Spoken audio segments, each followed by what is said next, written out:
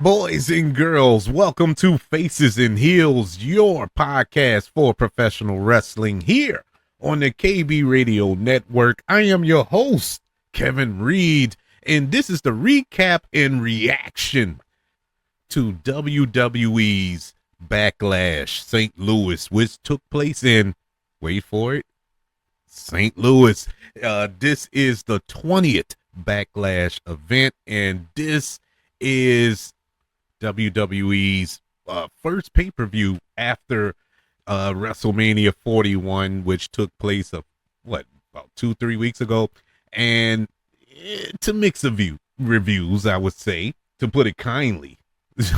It was mixed, namely for that main event, the main event between John Cena and Cody Rhodes for the WWE Championship, that a lot of wrestling fans, including myself, just did not like. And it just left a bad taste in the mouths of a lot of people in the WWE universe. So the build and the lead up to Backlash really had to deliver.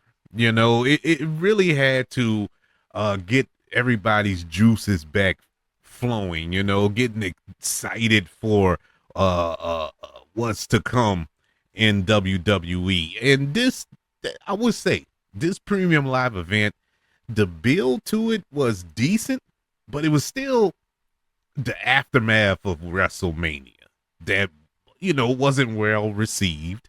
And I'm just speaking from my point of view. It wasn't well received, and it took me a while to really get back in the mold of WWE. It became a chore to watch SmackDown and Raw over the last couple of weeks because it just didn't have that same flavor. I was so upset and disappointed with WrestleMania as a whole. Yeah, WrestleMania had some great matches over those two nights, but overall it just didn't deliver. The way you would expect a WrestleMania premium live event to deliver. But that's besides the point. We entered this event, and this is John Cena's first appearance at Backlash since 2009. My God, man, it's been so long, and this will be the last Backlash for John Cena as he's on his retirement tour, as he defended the WWE Championship against Randy Orton in his hometown of St. Louis, nonetheless. But these two have a storied rivalry throughout their careers. I mean, they started together. They they feuded throughout the early 2000s and so on when they got to the main roster, and it's just fitting for it to end here. But how will it end? Will it end in epic fashion? Will it be a worthy bookmark or bookend, I should say, to this storied rivalry between Cena and Orton? We shall see. But along with them, we had 4 other matches on this card, and at first I was kind of thrown off by that there's only 5 matches on this pay-per-view or premium live event. And I'm like, well, that's typical Triple H. He doesn't bombard everyone with 10 matches every premium live event, which is fine because it should be something special left for SummerSlam, left for WrestleMania. Those should be the big events, where you get multiple matches, and these other premium live events should be kind of contained. And I get all that, but are these the 5 matches that you want to see on a Saturday night? I would say, for the most part, yeah. I was sneakily, surprised on how excited I was for this Backlash premium live event.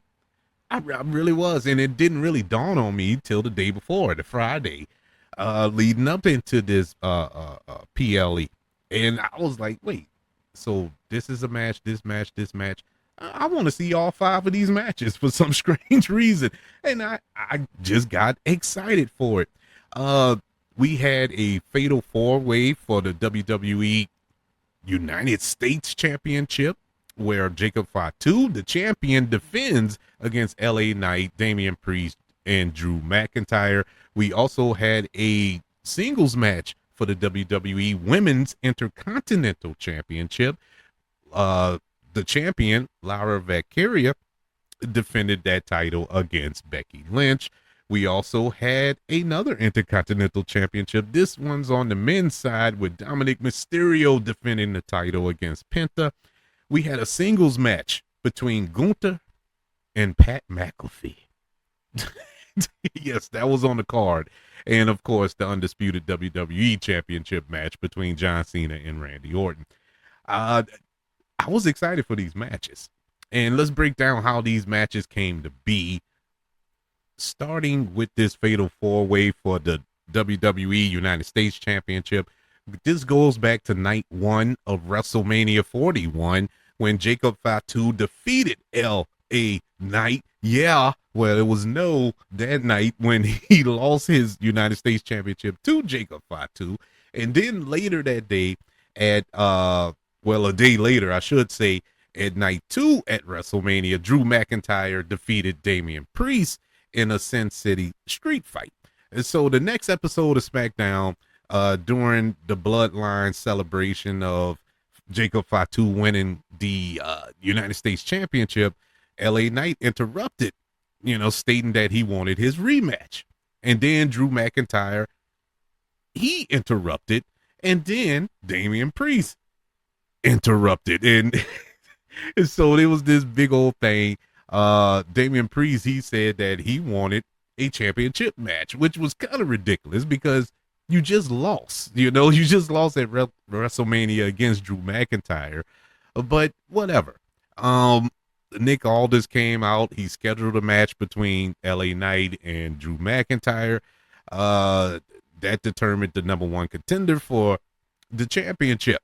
All right, cool. That makes sense because by right, LA Knight do deserve a rematch for his title.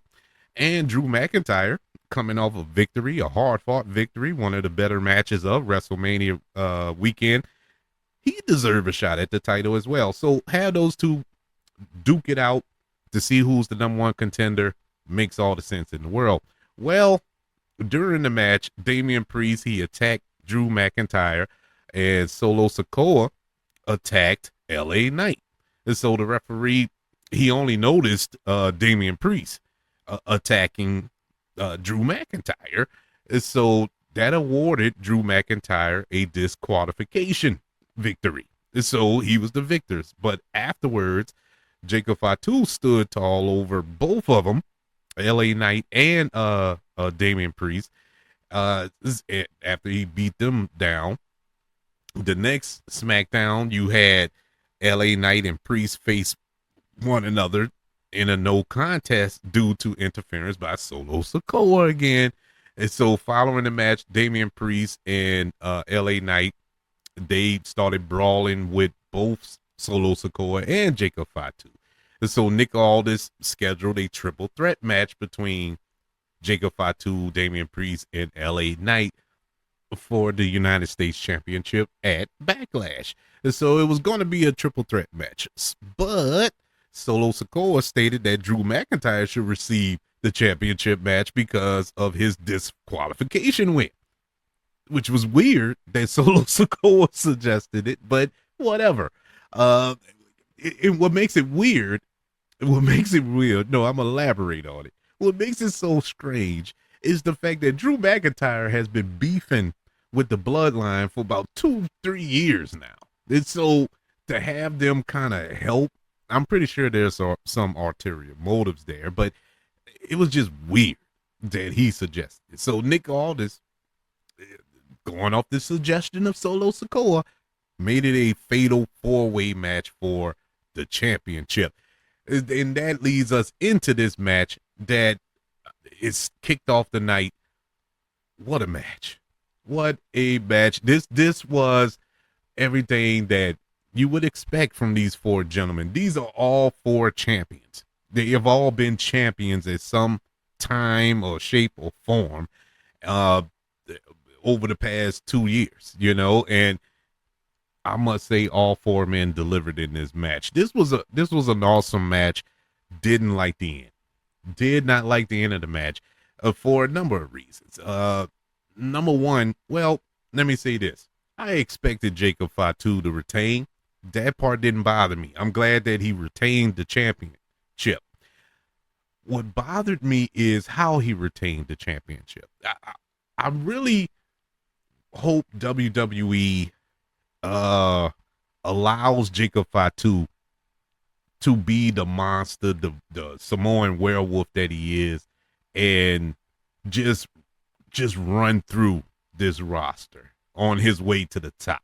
Because I see WWE championship in his future. And so I would love for them to just take the cuffs off and let him go. But that's not what happened here. He won due to interference. Now, it was great that we got the debut of Jeff Cobb. And if you don't know who Jeff Cobb is, go look him up, because I didn't know who he was until a couple of weeks ago when you're seeing all of these reports that Jeff Cobb is signing, and a lot of pro wrestling analysts that I respect and I listen to were excited by this. I knew nothing about Jeff Cobb, so I had to go and look him up, look up some clips of his matches in New Japan and everything. I'm like, man, this dude is a beast. This dude is nice, and he's coming to WWE. Oh my God, man, this has become the Samoan Wrestling Federation. They are just giving us some Samoan I don't know how to describe it, but I'm here for it. But he debuted by taking out LA Knight. He took out LA Knight because Drew McIntyre and Damian Priest, they still in their feud. They were concentrating on each other. They went to go fight. They fighting in the crowd and everything like that. So that left Jacob Fatu and LA Knight in the ring by themselves. Well, they went outside the ring and blah blah blah. LA Knight had the upper hand. He was about to deliver an elbow on Jacob Fatu onto the table, and then Solo comes in, yanks Jacob off the table. That was fine. Then you have LA Knight about to attack Solo for getting into the match, getting involved in the match, and then Jeff Cobb comes and beats up LA Knight, leaving him just decimated, and that allowed Jacob Fatu to get the upper hand. Now, if that was all part of the plan, I probably would have accepted it a little more, but Jacob Fatu was kind of like confused by it. He was like, who is this guy? Why is he here? Why is he helping? And it just left me kind of disappointed, in a pretty good match. This was a really good match up until that. But ultimately the result pretty much ended the way I figured it would end. And so I can't get super mad at it, but it is what it is. Jacob Fatu retains the WWE United States Championship by defeating LA Knight, Damian Priest, and Drew McIntyre with the assistance of Solo Sikoa and the newly signed Jeff Cobb. This match went 18 minutes, and I give it a B-. Yeah, it was a good match. It could have been great, but that little interference, I should say, at the end of the match kind of took away from the match overall. That leads us to our second match of the night, and this is a singles match for the WWE Women's Intercontinental Championship. Lyra Valkyria versus Becky Lynch. Once again, we go back to WrestleMania Night 1. Now, how it was set up, Lyra and Bayley were set to take on Liv Morgan and Raquel for the Women's Tag Team Championships. Well, Bayley got attacked backstage. She had an injury. She couldn't go. She was out of the match. So for night two, now the match is set for night two. This happened in night one. Actually, before night one. It's just disrespectful. I don't like what happened with the Bailey thing. It still disturbs me with that, but we're moving past that. And so Lara had to find a new partner. And so in the worst kept secret in all of wrestling, night two came along, the match starts, Lara comes out, and who comes out behind her in a quote unquote surprise return? It is none other than the man, Becky Lynch. Cool. All right. I didn't have a problem with Becky Lynch coming back. I just didn't like how she came back. But we'll get into that more when we go over this. Now, they win the Women's Tag Teams Championship that night at WrestleMania.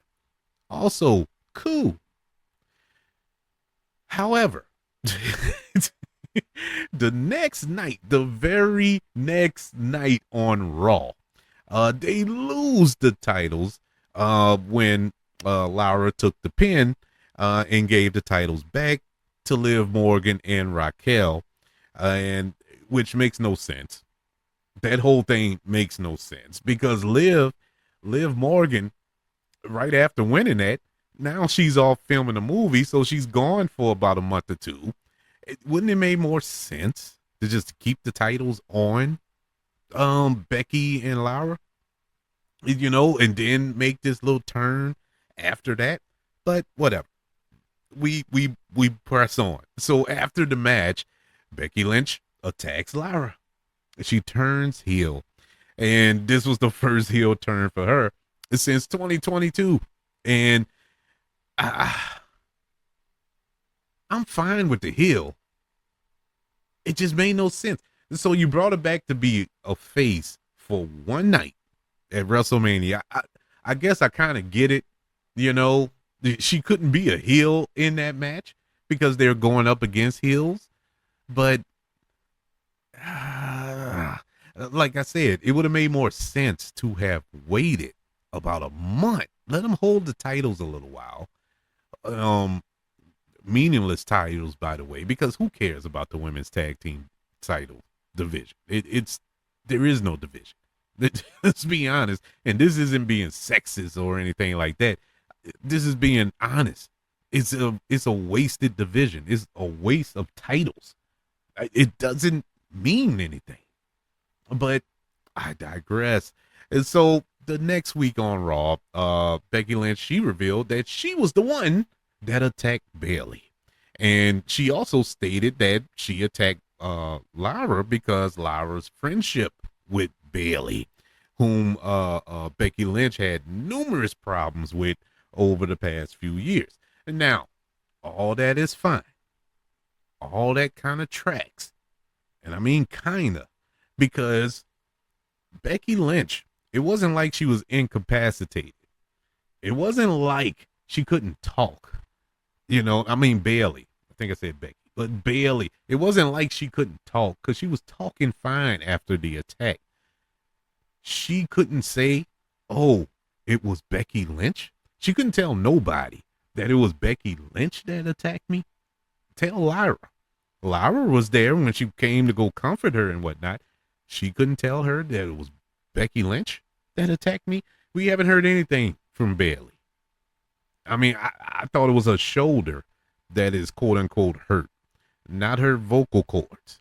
So that, once again, the logic, the logic just don't add up. The math ain't math in there. But whatever. We know that when Bailey returns, I guess it's going to be a big rivalry program, if you will, between Becky Lynch and Bailey.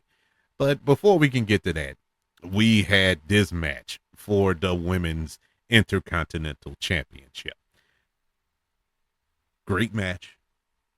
Great match. This match went about 19 minutes, and it was exciting. The whole 19 minutes. It started off slow. It felt like Becky had to get her feet wet again to get back in the groove a little bit. But once she did, oh man, these two women brought it. Lyra Valkyria is amazing in the ring. She can go. She can go. I've seen her wrestle half the roster at this point, big and small. The match she had a couple of matches with Nia Jax that was amazing. She made Nia Jax look phenomenal, and and that's saying a lot. And everybody else she done got in the ring with, she looks great. And she looked great here as well with her and Becky. Yeah, there was a couple of, looking like a little botchy stuff. Just a couple of botchy spots in this match, but overall, it was an exciting match. I really, really enjoyed it. And at the end, it kind of got flaky, just like the first match. But there was no interference, but it just looked like a kind of a botchy end. But, going by what Michael Cole was saying, it looked like Lara kind of hurt her nose or broke her nose or something. I ain't seen any blood, but I know when Becky Lynch went for the eye poke, she kind of grabbed her face. I don't know if Becky actually did poke her in the eye or whatnot, or whatever the case may be, but she was clearly hurt because when she went for the roll up, she couldn't get proper leverage because she was holding her face. She only had one arm wrapped around the leg with the roll up because the other hand was holding her face like she was in some serious pain. And then when Becky attacked her after the match, she was still holding her face, and it was like you could tell with the camera angle, she was telling Becky something like, look, chill out. I'm really hurt. I'm really hurt. It just looked a little botchy there, but overall, they got through it. It was still fine. Becky turning on her at the end and beating her down a little extra because she stole the pin. That worked for me. That really did. But this was an awesome match. Awesome match. And I give it a B plus. Yeah, it was an awesome match. Kept me engaged, told a story. Everything worked in this match. And so kudos to them. Hopefully we can move on from this. Let's see what else is in store. I was hoping to see Bayley come out, but I guess they're gonna milk this dry, or maybe there's actually some discourse there, but between Bayley and the company there. So I don't know. I hope not, because I really like Bayley. Bayley is the GOAT. And so I hope she can come back and put on a banger with Becky Lynch. I think they need this. Speaking of that, before we move on to the next match, I love Becky Lynch when she dropped that line in that promo about a week ago when she told Bayley, when she said Bayley had, she don't have any friends. The only friend she has, she got to text her for $99 a month or something. And in case you don't know, Mercedes Moné, also known as Sasha Banks, she is this big controversy because she has this text thing. You can text her personally, quote unquote, for $99 a month, but it's actually a AI generated thing. You're not getting any text from her, but yeah. But anyway, I thought that was funny. But in any event, we go from the women's Intercontinental Championship match to the men's Intercontinental Championship match between Dominic Mysterio defending the belt against Penta. This is a feud that has been going on for a few couple of months now. Even before WrestleMania, Dominic Mysterio wanted Penta to join the Judgment Day. Penta turned him down, and it kind of rolled over into WrestleMania in that fatal four-way match between Dominic Mysterio, Penta, Finn Balor, and Braun Breaker for the Intercontinental Championship, where we saw Dominic Mysterio win the Intercontinental Championship. And I will say, I cheered when Dominic Mysterio won. I don't know why. That dude deserves it, man. That dude deserves it. I love the fact that he won that title, but he pinned Finn Balor in that match to win. But on Raw the next night, Dominic, he defended the championship against Penta and successfully retained the title after some interference from JD Madonna, who returned that night.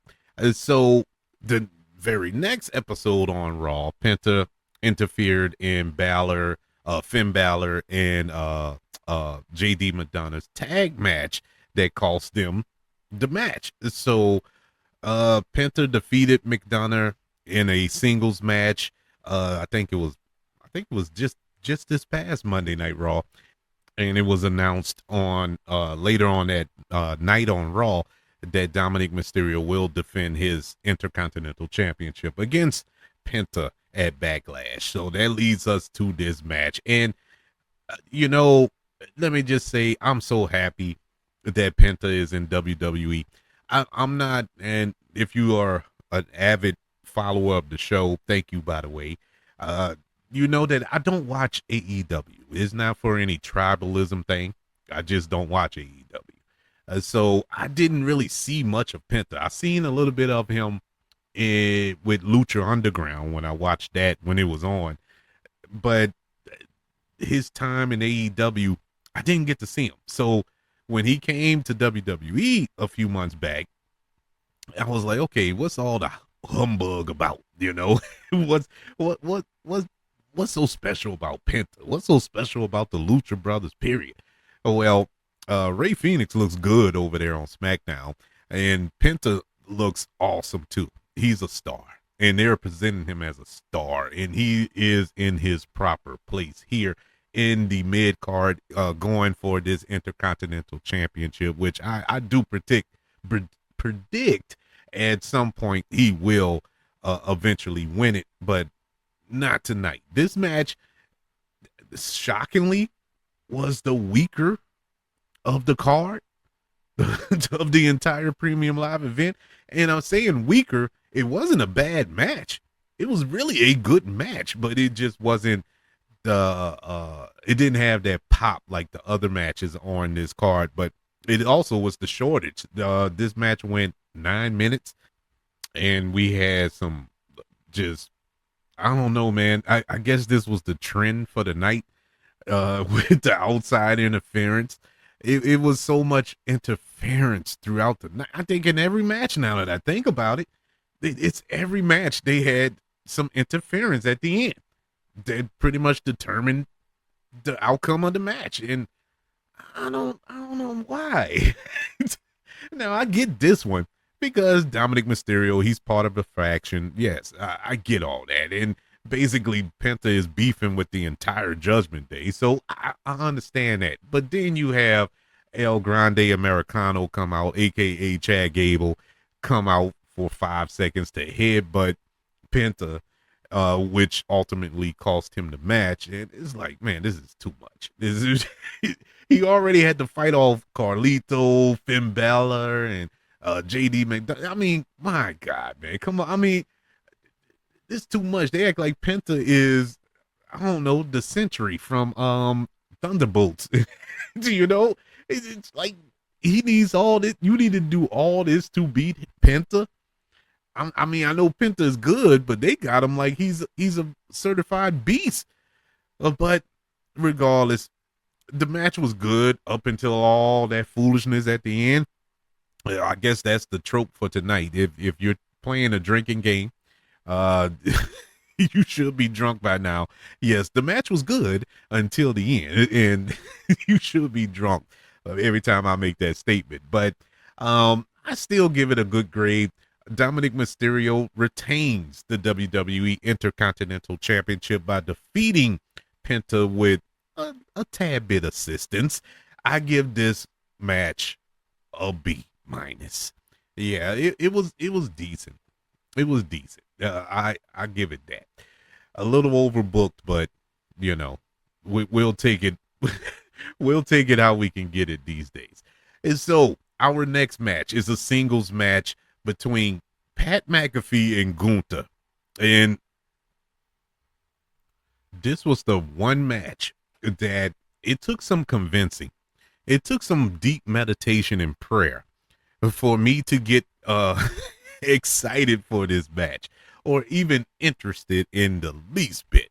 I didn't, and I love Gunther, and I just didn't care leading up to it because it's Pat McAfee.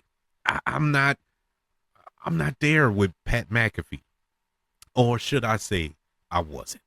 Um, this all started the night after Raw.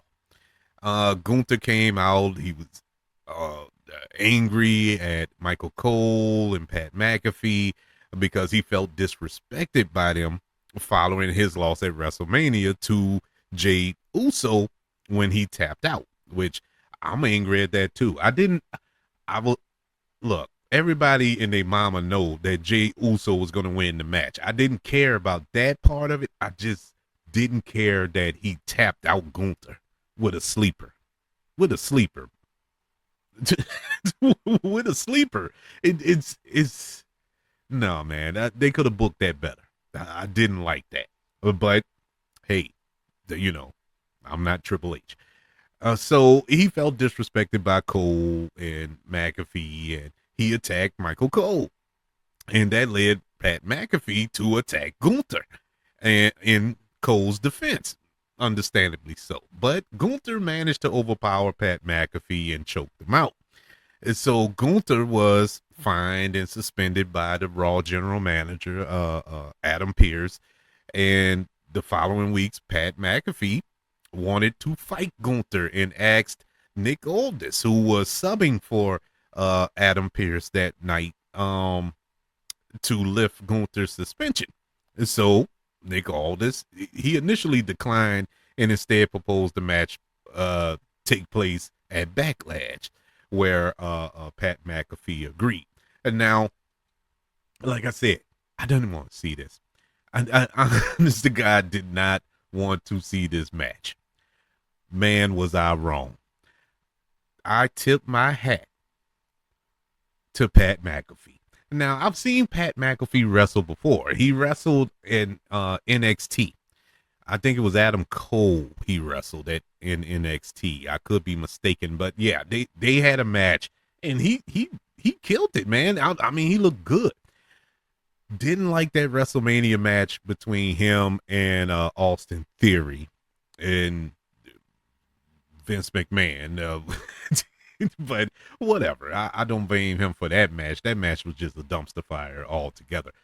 But I wasn't looking forward to this. I don't know what I was thinking. It's Gunther. Gunther can have a 5-star match with a broomstick. I don't know why I thought that this was going to be a just dumpster fire of a match. I was so mad when they announced this. I was mad. Almost to the point I didn't even want to watch the premium live event. Like I told y'all to start the show, I wasn't super hyped for it. And this was one of the main reasons I wasn't, because of this Gunther Pat McAfee match. Man, this was probably the match of the night. This was amazing. Hats off to Pat McAfee. Number one, Gunther, he held nothing back, and he was chopping Pat McAfee, and to Pat McAfee's credit, he was eating them. He was taking them like a G. I got to give him his props, and as much as he was getting it, he was giving it out as well. And kudos to Gunther for going in there and really giving a match. He made Pat McAfee look good, look better than he looked in the past. You know what I'm saying? It was in that past match with Adam Cole a few years back. I thought this was an amazing match. This was an amazing match. I'm so impressed. Now, was it one of the greatest matches from a technical standpoint? My God, no. No, it wasn't. No, it wasn't. But it told a story. It told a story that kept you engaged for these 14 minutes this match went on for. And I was really, my eyes were glued to the screen. I was so engaged, and kudos to both men. Once again, are you ready? You got your shot glasses. The match was great until the end. the why did Michael Cole get involved? Look, I get it from the story aspect of it, because Michael Cole felt like he was the reason that Pat McAfee was in this blender here called Gunther. But what was he doing?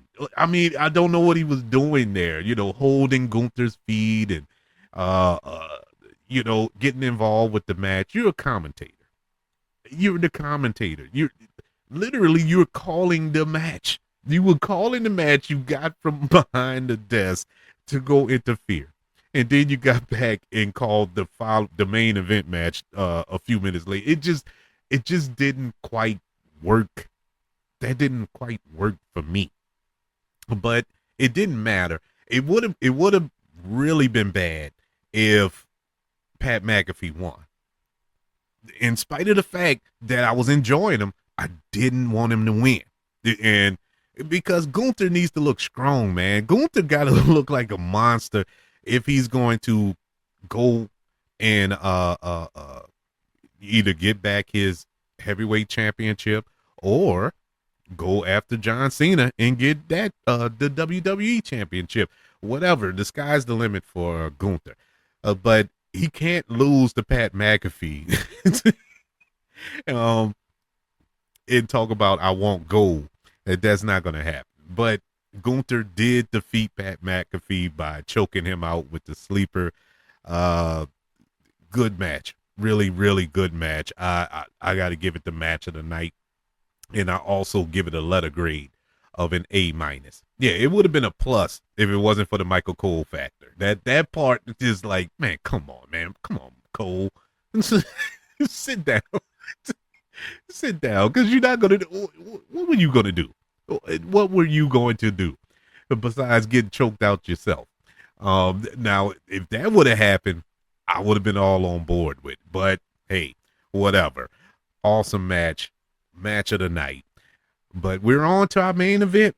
Our main event for the undisputed WWE Championship between You Can't See Me, Mr. 17-time champion himself, John Cena, defending that championship against the hometown boy, Randy Orton. The build to this match is kind of a letdown because it really wasn't a build. It was John Cena coming out every week, cutting a promo. Randy Orton sneaks into the ring, gives an RKO. That's that. Next week, John Cena comes to the ring, delivers a promo. Randy Orton comes from behind, RKO. Next week, same thing. Wrench, wash, rinse, repeat. However it goes. It was boring. And this is a storied rivalry. It should be more oomph to it if this is the last time they're going to wrestle. Because that's what this match is billed as. One last time. The last face-to-face. The last showdown between John Cena and Randy Orton. You understand that this rivalry made their careers? This is what you need. You put this up there with Rock and Stone Cold, Flair and Steamboat. You put that up there with that. That's how storied of a rivalry this is. And it was like, it's a build to this match. And now, the reason you need kind of a epic build is because John Cena is not going to give you a 5-star match. He's not even a 4, maybe a 3.5 if he's able to squeak it out.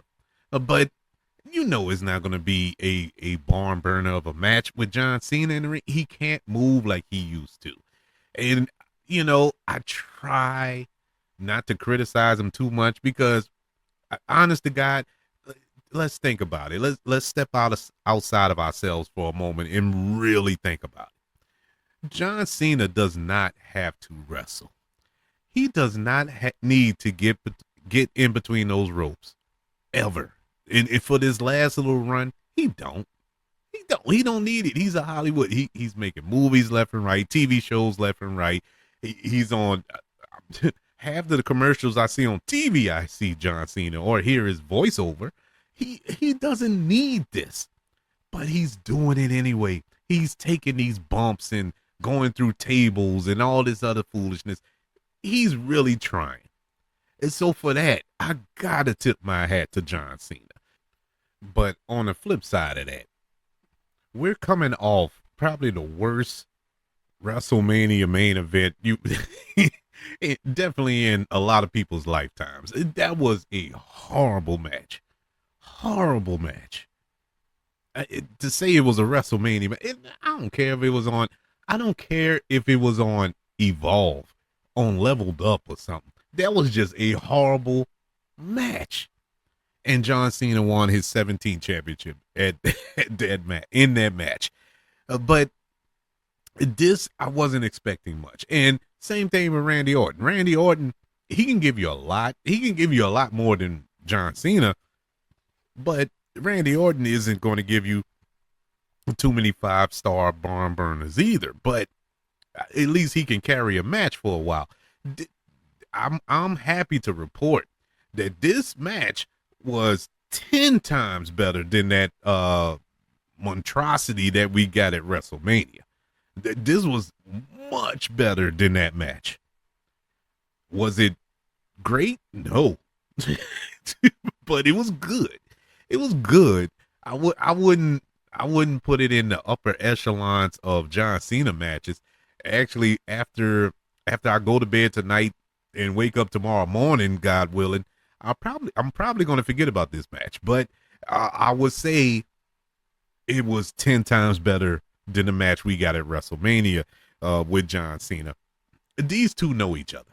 These two know how to put on a match, get the best out of each other, and honestly, they worked within the restrictions of John Cena's abilities and what he's able to do at this stage of his life, and kudos to him. And Randy Orton really, he put on a match, bro. He put on a show in front of his hometown fellas, and, and I got to tip it off for that.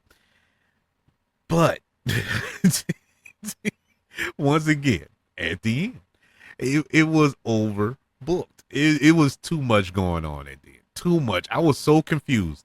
I thought the match was over. When the two refs got knocked out, which was really bad. The setups for that were so bad. Those rep bumps were just, my God. They were so bad. But whatever. We get Nick Aldis coming out. We got all the producers coming out, and I thought they called the match. Honestly, I thought they called the match. That's why Randy Orton RKO'd everybody. He RKO'd everybody, and I'm like, okay, this match. So this is how they're gonna end the match. And actually, I was fine if they would ended the match right there. I was like, okay, it all makes sense. John Cena, he retains the championship. Randy Orton still looks strong, and so on and so forth. And this will continue the feud between Randy Orton and Nick Aldis, and that's all right. That's that. I can work with that. But no, the match wasn't over. Randy Orton, he was about to punt kick John Cena. I'm like, okay, so this is going to give John Cena an excuse to take some time off, which he does now because he has other things going on. And so, okay, we're going to get the punt. Then R-Truth comes in. And I will say this. That was the most perfectly timed slide into the ring I have ever seen. Kudos to R-Truth for that. Because you don't realize how important that is, the timing on something like that. they have to work in unison. It has to look like it flowed, you know, and that looked like it flowed perfectly. Because I've seen time spots where it didn't work. You know, the like Randy Orton, he'll have to wait, keep stalling, or John Cena have to stay on the ground even longer and longer. And now you, as the audience, are sitting there like, what's going on? Do something. You just standing there. You looking like an idiot, you know? But it actually flowed. It worked well. And uh, of course, Randy Orton delivered the RKO to R-Truth for interfering. And then John Cena got up, low blowed him, hit him with the title, and covered him. And I'm like, what is he covering him for? And then the ref, he stumbles into the ring and counts to 1, 2, 3. What is this? Wait, what just happened? The match was still going on when all of this was going on? I was so thrown off by that. I was thrown off. Hey, maybe it's just me. I know a number of you probably listening and be like, what? How is he confused by all this? I don't know, but I was so confused. It was too much going on for a match like this. And I know that that's pretty much going to be the norm for John Cena matches going forward. We got it at WrestleMania. We got it here. It's going to be some outside influence or interference that's going to take place in order for him to retain, because he's not going to be able to do it straight up. He knows it. We know it. The opponents know it. And I appreciate WWE for not, you know, treating us like we're morons in this particular situation. You know, and I got to tip my hat to him for that. I really do. And because there's no, John Cena was not going to beat Randy Orton straight up in in a clean match. You know that. I know that. John Cena wasn't going to beat Cody Rhodes in a straight up match. No, it's not. It wasn't going to happen. So there had to be some outside interference. I know that John Cena, he got the mic afterwards and said, I want some competition and whatnot. I was expecting somebody to come out. I was expecting Cody. Where is Cody Rhodes? Somebody put an APV out for him. What is going on there? But who's next? You know, I'm gonna get my Goldberg on. Who's next? I don't know anybody else who would take on John Cena and eat the pin, because you're gonna have to eat a pin. John Cena is gonna hold his title all pretty much to the end. Now I don't know who's gonna take it off him. Probably gonna be Cody. Cody's gonna come back. You know, he's taking some time off. He's gonna come back and get his title back. But who will John Cena face in between that time? I don't know who's next. But as far as right now, the undisputed WWE Championship match where we saw John Cena retain against Randy Orton gets a letter grade of a B-. Yeah, it was actually entertaining. It was fun. You know, that 28 minutes long, which was a shocker. That match went 28 minutes long, and it was entertaining. It was really good, you know, and for the sheer fact that it was better than the WrestleMania match, that's why it gets a higher grade. This match is not great by no stretch of the imagination, but I was so impressed by the fact that it was so much better than the WrestleMania match. If this was the WrestleMania match, that main event would have been 10 times better. It still would have been kind of frustrating, but it wouldn't have been hated the way it is now. Maybe they should have booked it like this instead of what we end up getting with Travis Scott and whatnot. That was just dumb. But anyway, that was Backlash St. Louis. I thought it was a really, really good show, man. Overall, all 5 matches were great. I didn't have a problem with any of them other than the end. You know, all the matches was great until the end. You know, I don't know. I guess that was the formula for tonight's show. But hey, I did enjoy it. It was a good time. It was a good little filler before we get to Money in the Bank next month, which is my favorite premium live event outside of WrestleMania.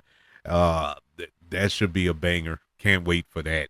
But how did you feel about Backlash? Did you enjoy these matches? Which one was your favorite match? And who do you think will be John Cena's next opponent? You can email the show, kbradiopodcast@gmail.com. You can also search for the show on all social media platforms. Just search for the KB Radio Network. Also, don't forget about YouTube. Subscribe to the KB Radio Network channel and like this video if you don't mind. Don't forget about the 5 stars, the reviews, and sharing this show if you're listening on Apple Podcasts, Spotify, iHeartRadio, wherever you are currently listening to Faces in Heels here on the KB Radio Network. Everybody, thank you for joining me for this recap and reaction to Backlash St. Louis.